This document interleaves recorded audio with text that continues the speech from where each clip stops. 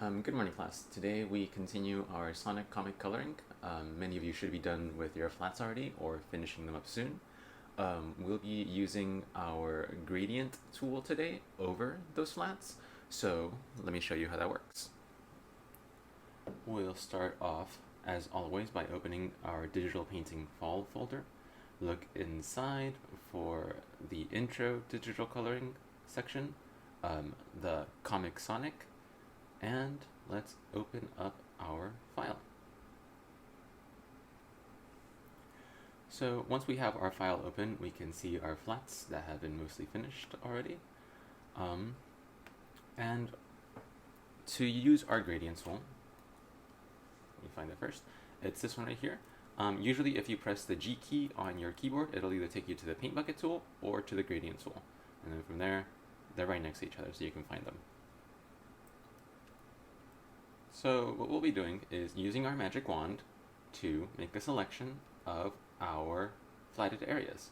So we can select her hair, we can select her eyes, her hands, and all of them as separate items being chosen by the magic wand tool. So once we select something and we have the marching ants going on around it, it is now a protected area, and anything that we do inside of it won't affect everything else. We can only color inside the lines now. So I just use my color picker tool to pick the hair color.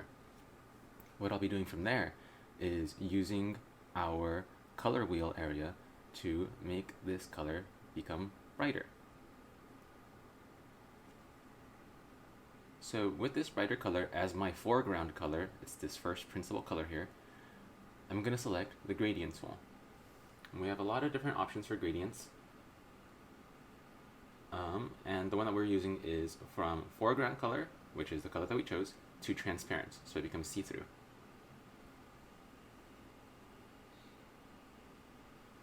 We can also choose between several different modes for blending the gradients. We'll only be using these top two. Let me zoom in on it so that y'all can see.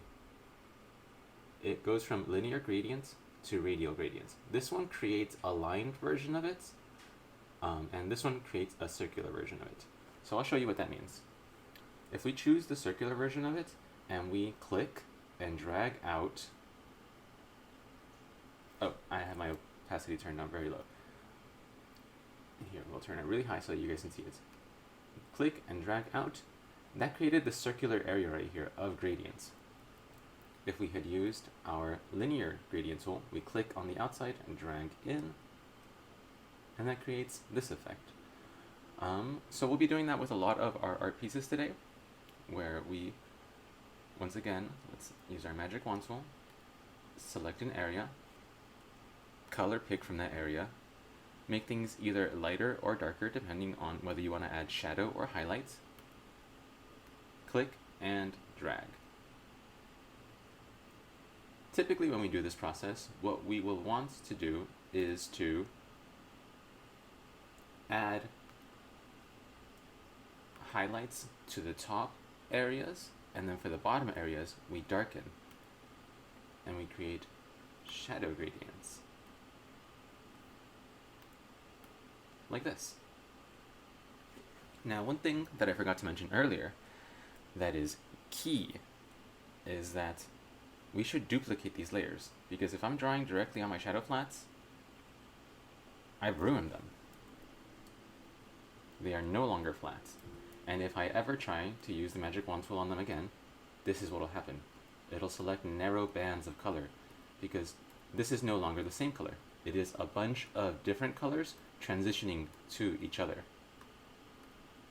So it's really important to preserve our flats. So I'm going to have to Command Z a lot of times to go all the way back to where we were before.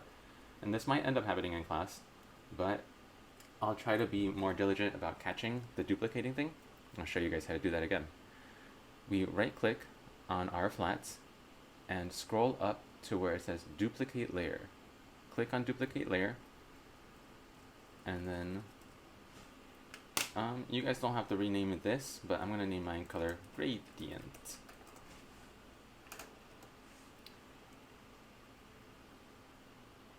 And now we can do all of our gradient tooling to our heart's content without fear that it'll damage the color flats, because those will always be underneath it. Some of you guys might run into an error where you realize that your flats weren't as flat as you had once thought. I'll show you what that means. Here we go. So I've created a little simulation of what would happen if I had been coloring my Sonic without actually flatting. And I'll make a selection and I'll show you guys what that means. So I selected her hair and it looks like it was normally selected again. And I'll add my gradients to it after color picking. Eyedropper, select, make it lighter. We go to our gradient tool, and I click outside, drag inside.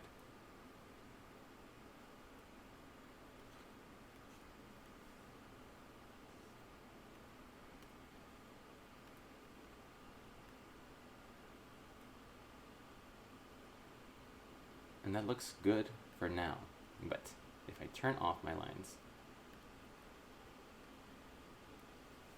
you'll notice this.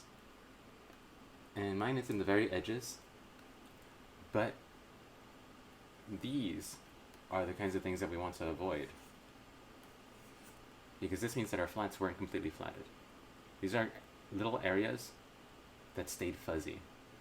So again, if I use my magic wand tool to select everything, there's a little halo in there. So if I had gone inside and I had done all my cool stuff with my gradients, this gets left behind. This is a kind of little artifact, a little mistake that we can find in the coloring, and usually it's hidden underneath the line art. But in places like this, it's visible. And if that's the case, it's a very easy fix. All we have to do is go back in and make sure that our flats are flattened. So if you have these little areas,